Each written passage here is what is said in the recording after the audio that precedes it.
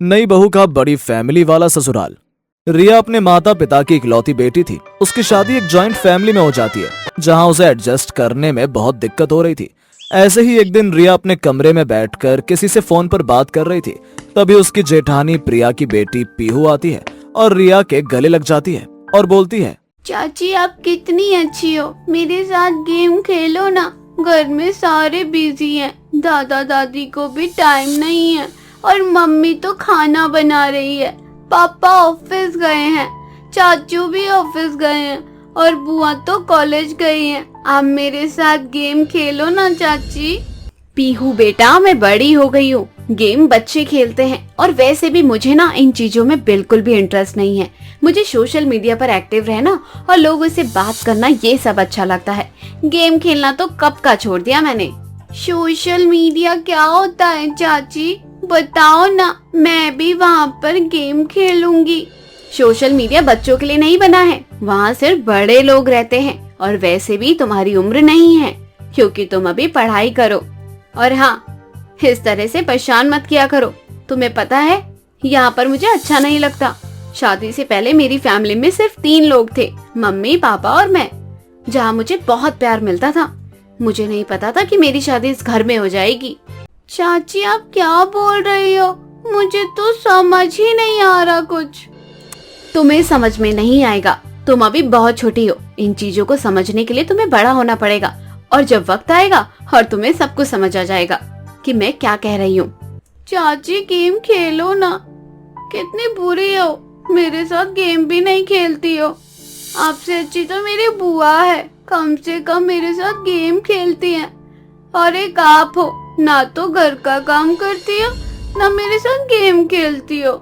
रिया को पीहू पर बहुत गुस्सा आ रहा था, लेकिन ससुराल में वो नहीं थी, जिस वजह से वो किसी को कुछ नहीं कह पा रही थी। तभी रिया पीहू से बोलती है, तुमने स्कूल का होमवर्क किया या नहीं? अगर तुमने सही समय पर स्कूल का होमवर्क नहीं किया तो ना मैं तुम्हारी शिकायत तुम्हारे टीचर से कर दूंगी। इसलिए बेहतर यही होगा कि पढ़ाई पर ध्यान दो। और अभी तुम बहुत छोटी हो बेटा, पढ़ने लिखने पर ध्यान दो। और मेरे सर में बहुत दर्द हो रहा है, तो प्लीज यहाँ से जाओ। पीहू वहाँ से चली जाती है। थोड़ी देर बाद रिया का पति अनुज आता है। अनुज रिया को सरप्राइज देना चाहता था और वो उसे बोलता है, अरे रिया, आज मैंने तुम्हारे लिए डिनर प्लान किया है, तो जल्दी से रेडी हो जाओ, आज तुम्हें बाहर डिनर करवा कर लाऊंगा। सच में? मैं अभी तैयार होकर आती हूँ। शादी के बाद पहली बार तुम मुझे कहीं बाहर लेकर जा रहे हो। रिया बहुत ज्यादा एक्साइटेड थी। वो जल्दी जल्दी तैयार होना शुरू कर देती है। थोड़ी देर बाद रिया तैयार होकर बाहर आती है तो वो देखती है कि बाहर उसकी सास ससुर जेठ जेठानी और नंद सब कोई रेडी होकर खड़ा है। ये सब देखकर रिया धीरे से अनुज से बोलती है, अनुज, ये लोग कहाँ जा रहे हैं? मैंने तुम्हें कहा था ना कि आज मैं तुम्हें डिनर पर लेकर जाऊंगा। तुम्हारे साथ साथ हम सब जा रहे हैं। अगर हम एक ही परिवार का हिस्सा हैं, अगर हम कहीं बाहर जाते हैं तो साथ नहीं जाते हैं। अगर डिनर का प्लान होता है तो हम साथ में डिनर पर भी जाते हैं। इसलिए हम पूरी फैमिली के साथ जा रहे हैं, बहुत मजा आएगा। ये कैसी डेट है अनुज? डेट तो अकेले जाते हैं ना, और मुझे ये सब पसंद नहीं है। मुझे नहीं जाना कहीं। अरे रिया, ऐसा मत करो, सबको बुरा लगेगा। चुपचाप रहो, जैसा बोला वैसा करो। बेचारी रिया कुछ नहीं कह पाती। उसे मजबूरी में सबके साथ डिनर पर जाना होता है। एक ही कार के अंदर सभी लोग जाते हैं, जहां बहुत ज्यादा शोर आ रहा था। रिया का सर फटा जा रहा था। फैमिली के शोर शराबे से किसी तरह से वो सभी डिनर करके घर वापस आ जाते हैं। रात को कमरे में अनुज से बोलती है, देखो अनुज, मुझे ना फैमिली ड्रामा बिल्कुल पसंद नहीं आता। और वैसे भी शादी को 8 से 9 महीने हो चुके हैं। अब ना मुझे कहीं लेकर सेपरेट हो जाओ। मुझे तुम्हारी फैमिली के साथ नहीं रहना। तुम कैसी बात कर रही हो रिया? अगर तुम मेरी जगह होती तो क्या तुम अपनी फैमिली को छोड़कर जाती? अरे तुम्हें अभी समझ में नहीं आएगा कि एक जॉइंट फैमिली का मतलब क्या होता है। परिवार के हर सुख दुख में एक दूसरे का साथ देना, हर छोटी बड़ी प्रॉब्लम को एक साथ सुलटाना, हर छोटी से बड़ी खुशी में साथ रहना, यही परिवार होता है। और अगर हम दोनों अलग कहीं रहते भी हैं तो वहाँ पर कौन होगा? हम दोनों का खाना खाने का मन करेगा, ना कहीं घूमने का मन करेगा। किसी काम में मन लगेगा ही नहीं, ना हम खुश रहेंगे। ऐसे ही कुछ दिन गुजर जाते हैं। एक दिन अचानक से रिया की तबीयत खराब हो जाती है। रिया की बिगड़ती तबीयत को देखकर रिया की सास जेठानी और नंद दिन रात उसकी सेवा पानी करने लग जाते हैं। रिया को बहुत ज्यादा बुखार हो चुका था। रिया के साथ साथ ठंडे पानी की पट्टी करते हुए अपनी बड़ी बहू से बोलती है, अरे बड़ी बहू, जरा रिया का बुखार थर्मामीटर से चेक कर लियो। बुखार उतरने का नाम ही नहीं ले रहा। पता नहीं किसकी नजर लग गई मेरी बहू को। एक काम कर, अगर इसका बुखार नहीं उतरता तो फिर डॉक्टर को फोन करके घर ही बुला ले। माँ जी, आप बिल्कुल भी टेंशन मत लो। मैंने रिया का फीवर चेक कर लिया है और रिया का फीवर उतरने का नाम ही नहीं ले रहा है, इसलिए मैंने पहले ही डॉक्टर को कॉल कर लिया था। वे आते ही होंगे। तभी रिया की ननद मानसी वहां आती है और मानसी प्रिया के लिए जूस बनाकर लाती है और वो जूस रिया को देते हुए बोलती है, भाभी आप जूस पी लो, बहुत हेल्दी है। बहुत वीकनेस हो गया है आपको जब से फीवर हुआ है। आप बिल्कुल भी टेंशन मत लो, हम बिल्कुल ठीक कर देंगे, हम सब आपके साथ हैं। थोड़ी ही देर बाद वहां डॉक्टर आते हैं। डॉक्टर रिया का चेकअप करते हैं और उसकी दवाई इस बार चेंज करते हैं और ज्यादा खास ध्यान देने के लिए कहकर जाते हैं। रिया का पूरा परिवार उसकी सेवा पानी में लगा हुआ था। कुछ दिन बाद रिया के माता पिता भी उसको देखने के लिए आते हैं। रिया के ससुराल वाले उसकी इस तरह से केयर कर रहे थे, ये सब देखकर रिया के माता पिता की आंखों में आंसू आ जाते हैं और वो अपनी बेटी रिया से बोलते हैं, रिया बेटा, सच में आज मुझे बहुत खुशी हो रही है कि तू इस घर का हिस्सा है। इस घर में तुझे कभी भी किसी चीज की कोई कमी महसूस नहीं होगी, क्योंकि यहाँ के लोग परिवार का असली मतलब जानते हैं। यहाँ के लोग बहू को बेटी मानते हैं। सच में मैं तो बहुत लकी हूँ कि मेरी बेटी की शादी इस घर में हुई है। हाँ बेटी, तेरी माँ बिल्कुल सही कह रही है और तुझे बिल्कुल भी टेंशन लेने की जरूरत नहीं है। अब तेरे दो मम्मी पापा हैं और तू जल्द से जल्द ठीक हो जाएगी। माँ बिल्कुल ठीक कह रही हो। शायद मुझसे ना बहुत बड़ी भूल हो गई है। जाने अनजाने में मैंने अनुज से अलग होने के लिए कह दिया था। मुझे ये भीड़ भाड़, इतनी बड़ी फैमिली बिल्कुल भी रास नहीं आ रही थी। मुझे ऐसा लग रहा था कि जैसे कि मैं किसी जंगल में आ चुकी हूँ। लेकिन अब मुझे एहसास हो रहा है कि शायद मैं गलत थी। असल मायने में तो यही मेरा असली मायका है, जहाँ सास के रूप में मुझे माँ मिली है, जेठानी के रूप में एक बड़ी बहन मिली है, नंद के रूप में एक सहेली मिली है। सच में माँ, मैं बहुत बुरी हूँ। जो हुआ उसे भूल जा। हर लड़की को अपने ससुराल में एडजस्ट करने में थोड़ी सी दिक्कत होती है, लेकिन समय रहते अगर उसे सही गलत चीजों का एहसास हो जाए तो वही सबसे बड़ी समझदारी है। अब से अपने इस परिवार को अपना ही मानना और इन्हें खूब सारा प्यार देना। यूं ही कुछ दिन गुजर जाते हैं। धीरे धीरे रिया की तबीयत में सुधार आने लगता है। अब ज्यादातर समय अपने पूरा परिवार के साथ बिताया करती और उन्हें अपने प्यार से अपना बनाने की कोशिश करती। जून जुलाई का मौसम और गर्मी ना हो, ऐसा हो ही नहीं सकता। जून जुलाई के मौसम में गर्मी अपने चरम सीमा पर रहती है और इसका प्रभाव हर गरीब आदमी झेलता है। यही गर्मी अनीता अपने पति 6 साल के बेटे प्रेम और अपनी सास आशा के साथ झेल रही थी। ऐसे ही एक दिन अनीता का पति पूरे दिन काम करके रात को घर आता है, पर घर आने के बाद भी उसे गर्मी से राहत नहीं मिलती और इसलिए तो वह घर के बाहर चारपाई बिछाकर बैठ जाता है। और जब अनीता बाहर खाना लेकर आती है तो वह अपने पति से कहती है, मैं देख रही हूँ आप पूरे दिन बाहर धूप में कड़ी मेहनत करते हैं और रात को भी घर में नहीं आते। आखिर आप रात में बाहर क्यों बैठते हैं? अरे अनीता, पूरे दिन धूप में काम करता हूँ, रात में थोड़ी ठंडक महसूस होती है, इसीलिए बाहर बैठता हूँ। तुम घर में खाना बनाती हो, खाना बनाने से घर में और ज्यादा गर्मी बढ़ती है। अब देखो, मेरी मानो तो खाना बनाकर तुम भी बाहर आ जाया करो और माँ और प्रेम को भी बाहर बुला लो। आज हम सब बाहर ही खाना खाएंगे, क्यों? अनीता और उसका परिवार गरीब था, पर फिर भी अनीता के पति ने कभी भी अपनी बीवी और बेटे को किसी चीज की कमी नहीं होने दी और ना ही मेहनत करने से पीछे हटा। हमेशा की तरह आज भी अनीता का पति मजदूरी करने के लिए जाता है, जहां वे एक साइड पर ईंट ढोने का काम कर रहा होता है।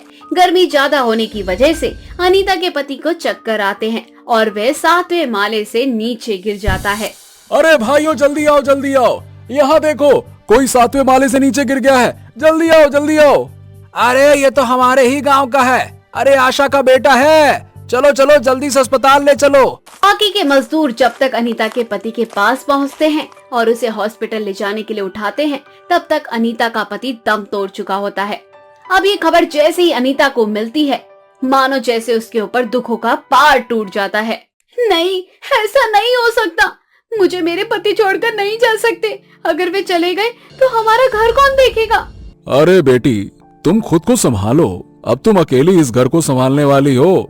अगर तुम भी हिम्मत हार गई तो तुम्हारी सास और तुम्हारे बेटे को कौन देखेगा?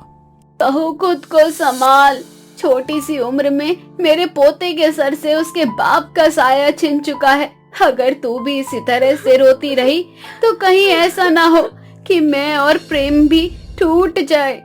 अपने बेटे और सास की आंखों में आंसू देखकर अनीता खुद को संभालती है और इस सच को अपना लेती है। समय बड़ी तेजी से गुजरता है और देखते ही देखते कुछ दिन बीत जाते हैं। पर एक दिन जब प्रेम स्कूल से घर आ रहा होता है तो उसका एक छोटा सा एक्सीडेंट हो जाता है। भोलेनाथ की कृपा से प्रेम तो बच जाता है पर उसकी आंखें चली जाती है। हे भोलेनाथ, हमसे आखिर कौन सी गलती हो गई है? ये तू हमारे साथ कौन सा खेल खेल रहा है? पहले तूने मुझसे मेरा बेटा छीन लिया और अब मुझसे मेरे पोते की आंखें। प्रेम बेटा, तू चिंता मत कर, मैं तेरे लिए बहुत मेहनत करूंगी। चाहे मुझे तेरी आंख दिखाने के लिए दूसरे शहर ही क्यों न जाना पड़े, मैं तुझे लेकर जाऊंगी। पर मैं तुझे अंधों की जिंदगी नहीं जीने दूंगी। माँ, आप सच बोल रही हो क्या? मैं पहले की तरह देख पाऊंगा? भगवान ने मुझसे मेरी आंखें क्यों छीन ली? आपने तो कहा था कि अब भगवान हमसे कुछ नहीं छीनेंगे। अनीता अपने परिवार के साथ इस दुख को झेल रही होती है कि तभी वहाँ एक औरत आती है और अनीता के दुखों को देख उससे कहती है, अनीता बेटी, सावन का महीना शुरू होने वाला है। 4 दिन बाद मेरा बेटा कांवड़ लेकर जाने वाला है। कहते हैं जो इंसान सच्ची श्रद्धा से कांवड़ लेकर जाता है, भोलेनाथ उसकी सारी इच्छा पूरी करते हैं। जिस तरह से तेरे घर में दुखों का पहाड़ टूट रहा है, मेरी मान, तू कांवड़ यात्रा कर ले। क्या पता कांवड़ ले जाने से तेरी सारी मनोकामना पूरी हो जाएगी। अम्मा जी, अगर ये सच है तो मैं भोलेनाथ को प्रसन्न करूंगी और मैं भी इस तपती गर्मी में नंगे पैर कांवड़ यात्रा करूंगी। बस भोलेनाथ जी, मेरे बेटे की आंखें ठीक कर दो, मुझे और कुछ नहीं चाहिए। बहुत अच्छे बेटा, अब तूने दृढ़ निश्चय कर ही लिया है तो आज से ठीक 4 दिन बाद सावन शुरू है और सभी कांवड़ वाले आज से चौथे दिन अपनी कांवड़ यात्रा शुरू करेंगे। तुम भी कांवड़ यात्रा करना और हर की पौड़ी पर जाकर स्नान करना और भोलेनाथ से मनोकामना मांगना कि तुम्हारे बेटे की आंख ठीक हो जाए। इतना बोलकर वह औरत वहाँ से चली जाती है और 4 दिनों बाद अनीता कांवड़ यात्रा करने के लिए तैयार हो जाती है। पर अपनी विधवा बहू को तपती धूप में नंगे पैर कांवड़ ले जाते देख आशा की आंखें भर जाती हैं और वे अपनी बहू से कहती है, बहू, तू तेज धूप में नंगे पैर कैसे कांवड़ यात्रा कर पाएगी? माँ, अपने परिवार और अपने बेटे के लिए मैं कुछ भी कर सकती हूँ। मैं अपने पति को पहले ही खो चुकी हूँ। अब मेरे पास आपके और मेरे प्रेम के अलावा और कोई नहीं है। ठीक है बहू, तू बस अपना ख्याल रखना। माँ, आराम से जाना और मुझे महादेव पर पूरा भरोसा है।